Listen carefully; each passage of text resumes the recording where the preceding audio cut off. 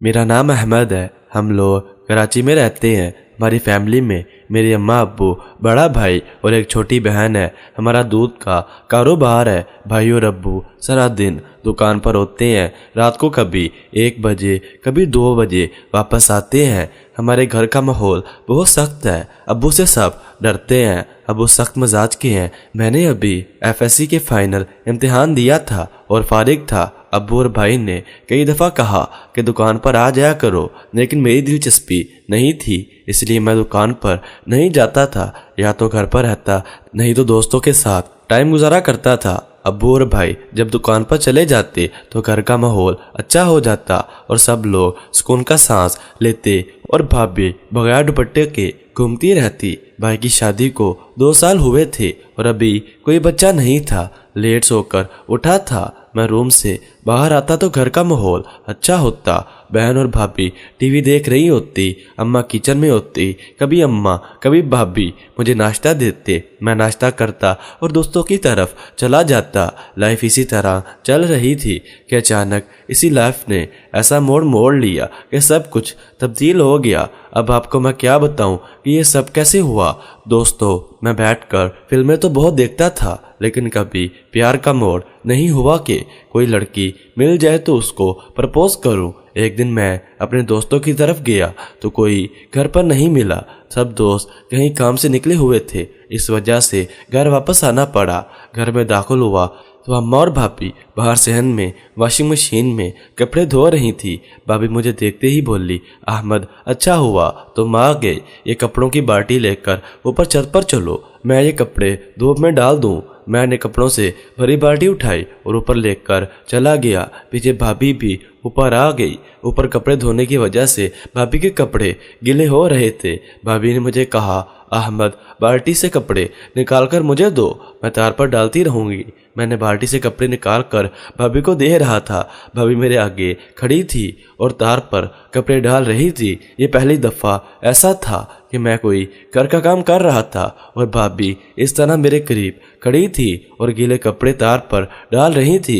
कपड़े निकालते हुए मेरे हाथ में लड़कियों के ब्लैक कलर के कपड़े आ गए। मैं इसको देख ही रहा था कि भाभी ने मुझे पीछे मुड़ के देखा और मेरे हाथ से वो लेते हुए बोली, बेशरम क्या देख रहे हो, लाओ मुझे दो। भाभी ने मेरे हाथ से कपड़े लेकर तार पर डाल दिए और बोली, और कपड़े निकालो। मैंने बाल्टी में हाथ डाला और कपड़े निकाले कि भाभी ने पीछे मुड़कर मुझे देखा और मेरे हाथ से कपड़े लेते हुए बोली, अहमद तुम नीचे जा और कपड़े अम्मा से लेकर आओ। मैं खाली बाल्टी नीचे लेकर गया तो अम्मा कपड़े धो रही थी। मुझे देखकर बोली, अहमद और भी कपड़े लेकर जाओ। मैं अम्मा के पास खड़ा हो गया। अम्मा ने कपड़े निकालकर मेरी तरफ देखा और कहा, अहमद। मैंने एकदम कहा, जी अम्मा। तो उसने कहा, ये कपड़ों की बाल्टी ऊपर लेकर जाओ। मैंने उन्हें बाल्टी उठाई और ऊपर भाभी के पास लेकर चला गया। भाभी दीवार की तरफ मुंह करके बाहर की तरफ देख रही थी। हमारे घर के पीछे एक ग्राउंड था और भाभी उसी तरफ ही देख रही थी। भाभी बाहर देखने में इतनी मगन थी कि इनको मेरे आने का पता ही नहीं चला। मैंने कपड़ों की बाल्टी रखी और भाभी के साथ बाहर की तरफ देखने लगा। भाभी बोली, क्या देख रही हो। मैं भाभी के साथ खड़ा होकर बाहर देखने लगा तो देखा तो नीचे ग्राउंड में एक गधा खड़ा था और भाभी गधे को देख रही थी। मैं भी ये सीन देखने लगा तो भाभी को लगा कि मैं आ गया हूँ और पीछे मुड़ते ही मुझे देखते हुए बोली, और क्या कर रहे हो। मैंने कहा, सॉरी भाभी, वो बाहर जो आप देख रही थी उसको देख रहा था। मैं भी कि भाभी क्या देख रही है। भाभी बोली लेकिन ऐसा हरकत आइंदा कभी ना करना और तुम्हारे भाई और अब्बू को बता दूंगी। मैंने कहा, भाभी सॉरी, आइंदा नहीं होगा, माफ़ कर दे मुझे। भाभी बाल्टी से कपड़े निकाल कर तार पर डालने लगी और कपड़े डाल कर नीचे चली गई। मैंने शुक्र अदा किया कि ज़्यादा गड़बड़ नहीं हुई, क्योंकि इस टाइम भाभी ये सीन देख रही थी। इस वजह से भाभी ने ज़्यादा कुछ नहीं कहा। मैं नीचे जाने लगा तो ख्याल आया कि भाभी जो अपने कपड़े डालकर गई हैं उनको देखा जाए। मैं ऊपर अकेला था। भाभी नीचे चली गई थी और मैं कपड़ों को उल्ट पलट करके देख रहा था कि भाभी ऊपर आ गई और मुझे इसके कपड़े देखते हुए बोली, अहमद ये क्या कर रहे हो। भाभी की आवाज़ सुनते ही मैं नीचे चला गया। आज का दिन ही अजीब था, कुछ समझ नहीं आ रहा था कि क्या हो रहा है। नीचे आकर मैं घर से बाहर चला गया और आवारागर्दी कर रहा था। इसी दौरान भाई की कॉल आई कि कहाँ हो। मैंने कहा बाहर हूँ भाई। भाई ने कहा कि दुकान पर आ जाओ, एक काम है। मैं दुकान पर चला गया तो भाई ने मुझे बताया कि तुम्हारी भाभी के अब्बू की तबीयत ख़राब है, तो तुम भाभी को लेकर साहिवाल चले जाओ। भाभी का ताल्लुक साहिवाल से था। भाई ने मुझे पैसे दिए कि 2 सीटें कल की बुक करवा लो और भाभी को छोड़कर वापस आ जाना। मैं जाने लगा तो भाई ने और पैसे दिए और बोले ऐसा करो, एसी वाली गाड़ी में बुकिंग करवा लेना, गर्मी का मौसम है। मैंने कहा ठीक है और पैसे लेकर बुकिंग के लिए चला गया। वहां जाकर 2 सीटें बुक करवा कर भाई को कॉल की कि कल की बुकिंग हो गई है। भाई बोले तुम घर जाकर भाभी को बता दो ताकि वो कल की तैयारी कर ले। मैं स्टेशन से घर गया तो घर में सन्नाटा था। छोटी बहन टीवी देख रही थी। अम्मा और भाभी नजर नहीं आ रही थी। मैंने छोटी बहन जिसका नाम हसीना है उससे पूछा, हसीना अम्मा और भाभी कहाँ गई हैं? हसीना बोली, भाई अम्मा और भाभी बाजार गई हैं। अपने भाभी की बुकिंग करवा ली? मैंने कहा हाँ करवा ली। तो हसीना बोली, भाई खाना लगा दूं? अम्मा कह कर गई थी आप आ जाएं तो आपको खाना दे दूं। मैंने कहा हाँ दे दो। हसीना उठकर किचन में चली गई और मेरे लिए खाना लेकर आ गई। मैंने खाना खाया और अपने रूम में आ गया और मैंने बैग से तेल की शीशी निकाली और अपनी चारपाई पर बैठ गया और तेल से अपने बदन की मालिश करने लगा और मालिश में मशगूल हो गया। मैं अपनी मालिश में इतना मशगूल था कि मुझे कोई खबर नहीं कि कब कमरे का दरवाज़ा खोला, जो कि मुझे लॉक करना याद ना रहा, और कब से भाभी मुझे मालिश करती हुई देख रही थी। अचानक मेरे कानों में भाभी की आवाज़ आई, अहमद। मैंने एकदम से अपनी आंखें खोली तो भाभी दरवाजे पे खड़ी मुझे देख रही थी। भाभी को देखकर मैं एकदम उठा और बोला, आप कब आए बाजार से? भाभी बोली, देर हो गई। मैं तो ये पूछने आई थी कि गाड़ी की बुकिंग हो गई। मैंने कहा जी भाभी कल की हो गई। भाभी बोली अच्छा ठीक है, और जाते हुए बोली, जब ऐसा किया करो तो दरवाज़ा लॉक कर लिया करो, समझे? और भाभी दरवाज़ा बंद करके चली गई। मैं शर्मिंदा सा होकर बेड पर बैठ गया। मूड खराब हो गया था। पता नहीं अब भाभी मेरे बारे में क्या सोचेंगी। मेरी सोचों में गुम रहा कि हसीना दरवाज़ा खोला और बोली, भाई अम्मा बुला रही हैं। मैं अपने कमरे से निकलकर बाहर लाउंज में गया तो अम्मा सोफे पर बैठी थी। अम्मा मुझे देखते हुए बोली, अहमद तुम भी अपनी तैयारी कर लो कल के लिए। मैंने कहा जी अम्मा अभी कर लेता हूँ। अम्मा ने हसीना को आवाज़ दी कि भाई के कपड़े धोकर ऊपर डाले थे, अब सूख गए होंगे, लेकर आ जा। हसीना ऊपर जाने लगी तो अम्मा बोली, अहमद तुम भी इसके साथ ऊपर जाओ और सब कपड़े उतार कर ले आओ। मैं भी हसीना के साथ ऊपर चला गया। हसीना बोली, भाई मैं कपड़े उतार कर आपको देती रहूँगी, आप पकड़ते रहना। मैं बोला ठीक है। अब मैं हसीना के पीछे था, हसीना मेरे आगे आगे और मुझे पकड़ाती जाती। हम दोनों ने मिलकर कपड़े उतारे और नीचे अम्मा के पास कपड़े रख दिए। अम्मा ने कहा, निकाल लो जो लेकर जाने हैं। इनमें धो ली कपड़ों में से अपने कपड़े निकालो। और मैं कपड़े लेकर अपने रूम में गया और जो कपड़े लेकर जाने थे वो अलग कर लिए और अपना बैग तैयार कर रहा था। तो उसी दौरान कमरे का दरवाज़ा खुला और भाभी अंदर आकर मुझसे पूछा, अहमद तुम्हारे बैग में जगह है तो ये कुछ मेरे कपड़े हैं, ये भी अपने बैग में रख लो। भाभी कपड़ों का शापर देकर चली गई। मैंने वो शापर बैग में रख दिया। रात को जब भाई और अब्बू घर आए उसी टाइम घर का माहौल बिल्कुल चंगी हो जाता। भाभी अम्मा और बहन सब दुपट्टे में आ जाती। हम सब एक साथ खाना खाते। भाई ने भाभी से पूछा, कल की तैयारी कर ली? भाभी ने भाई को बता दिया कि तैयारी कर ली है। अब्बू ने मुझे कहा, तुम वापस कब तक आओगे? मैंने कहा 1-2 दिन रुक कर आ जाऊंगा। हम लोगों ने रात का खाना खाया और सब लोग अपने अपने कमरों में सोने चले गए। मैं अपने कमरे में आ गया और अपने बैग में कपड़े रखे। भाभी ने जो कपड़ों का शापर दिया था वो रखा। अपनी तैयारी करके टाइम देखा तो रात का 1 बज रहा था। पानी की प्यास लगी तो कमरे से बाहर निकलकर किचन में गया।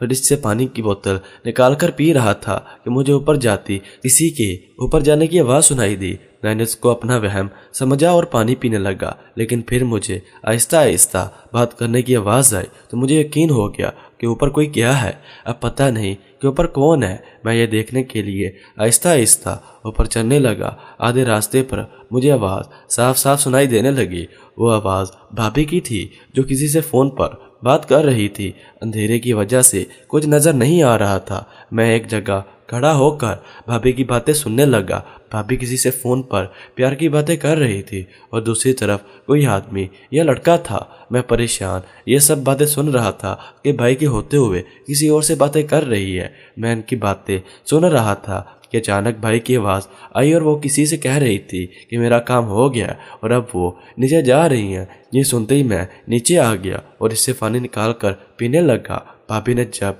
नीचे किचन में मुझे देखा तो एकदम चौंक गई और मुझे देखते हुए बोली, तुम क्या कर रहे हो? मैंने कहा, भाभी पानी पीने आया था। मैंने भाभी से पूछा, भाभी इस टाइम ऊपर क्या करने गई थी?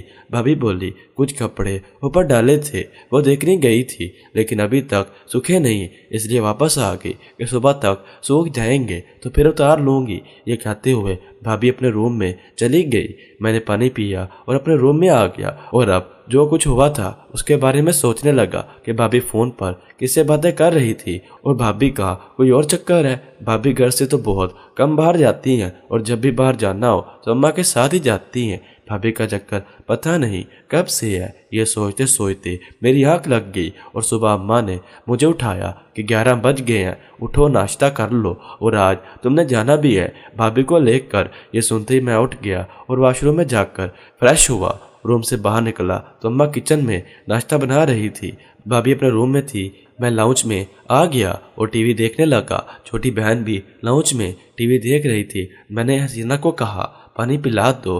हसीना सोफे से उठकर किचन से पानी लेकर आ गई और पानी देखकर मेरे सामने बैठकर बोली, भाई आप तो मज़े हैं, आप तो आज साहिवाल जा रहे हैं घूमने के लिए। मैंने सीना की तरफ देखा और बोला, तुम भी चलो सीना। बोली, भाई मैं कहाँ जा सकती हूँ, आपको तो पता है अम्मा और अब्बू मुझे नहीं जाने देंगे और अम्मा भी अकेली होंगी। मैंने सीना को कहा, अब्बू से मैंने पूछ लिया था लेकिन अब तक बुकिंग हो गई है, कल मुझे कहती। हसीना ने कहा, चले कोई बात नहीं फिर कभी सही, लेकिन आज मेरा एक काम करे। मैंने कहा, हाँ बोलो क्या काम है? हसीना ने अपना मोबाइल मुझे देते हुए कहा, भाई ये हैंग हो जाता है, कोई फंक्शन काम नहीं कर रहा। मैं मोबाइल देखने लगा। इतने में अम्मा नाश्ता लेकर आ गई। अम्मा नाश्ता टेबल पर रख कर सामने बैठ गई। मैंने सीना से कहा, अभी मार्केट जाकर तुम्हारा मोबाइल ठीक करा दूंगा और मैं नाश्ता करने लगा। मैंने नाश्ता ख़त्म किया तो भाभी की आवाज़ आई कि अहमद इधर आना।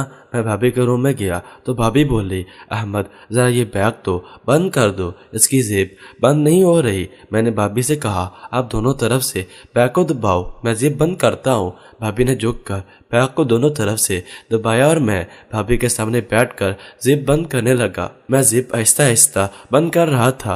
भाभी मेरी तरफ देखते हुए बोली, अहमद जल्दी करो। मैंने कहा, भाभी और ज़ोर से दबाओ।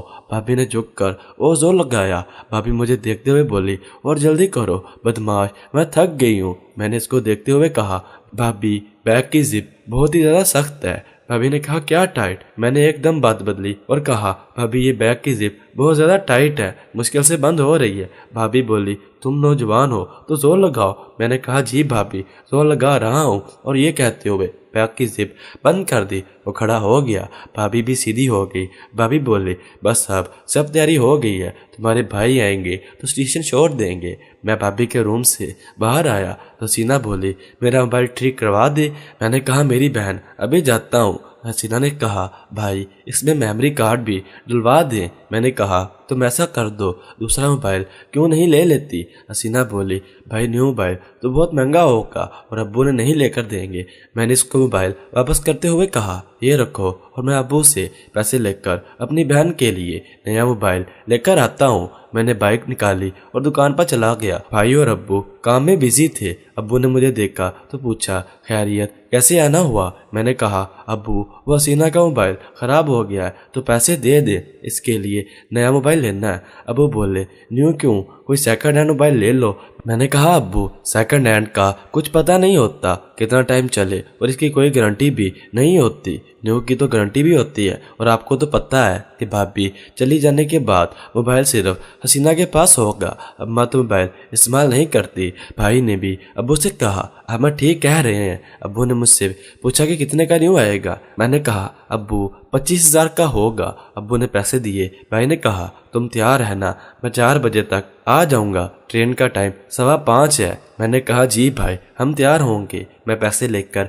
सीधा मोबाइल मार्केट गया और हसीना के लिए न्यू मोबाइल खरीदा और घर आ गया। घर आया तो मेरे हाथ में नया मोबाइल देखकर हसीना खुश हो गई और इसी खुशी में मुझसे लिपट गई और बोली भाई आप बहुत अच्छे हैं। अम्मा और भाभी भी आ गए और मोबाइल देखने लगी। अम्मा हसीना से बोली अब इसको ख़राब नहीं करना। मैंने मोबाइल में हसीना की सिम डाली और इसको मोबाइल के फंक्शन सिखाए तो भाभी बोली अहमद तैयार हो जाओ, तुम्हारे भाई आने वाले हैं। और मैं अपने रूम में गया और मैंने कपड़े तब्दील कर लिए और रूम से बाहर आया तो अम्मा खाना लगा रही थी।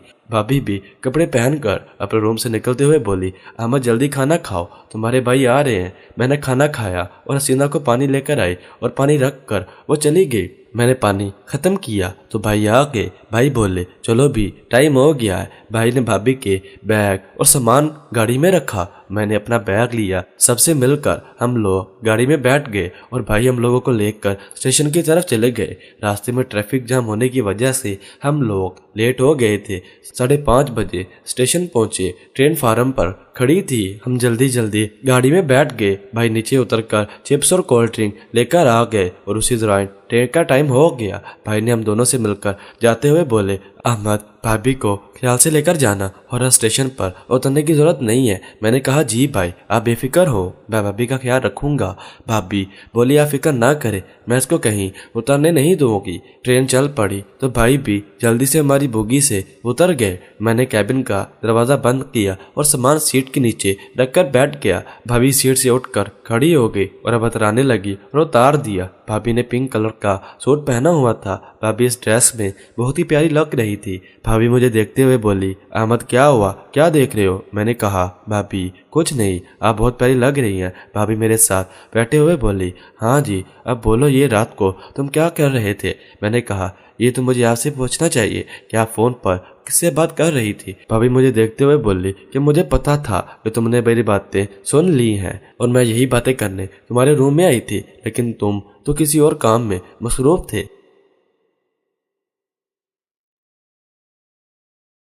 दोस्तों आज की वीडियो में बस इतना ही। अगर आपको इस वीडियो का पार्ट 2 चाहिए तो कमेंट सेक्शन में यस लिखें।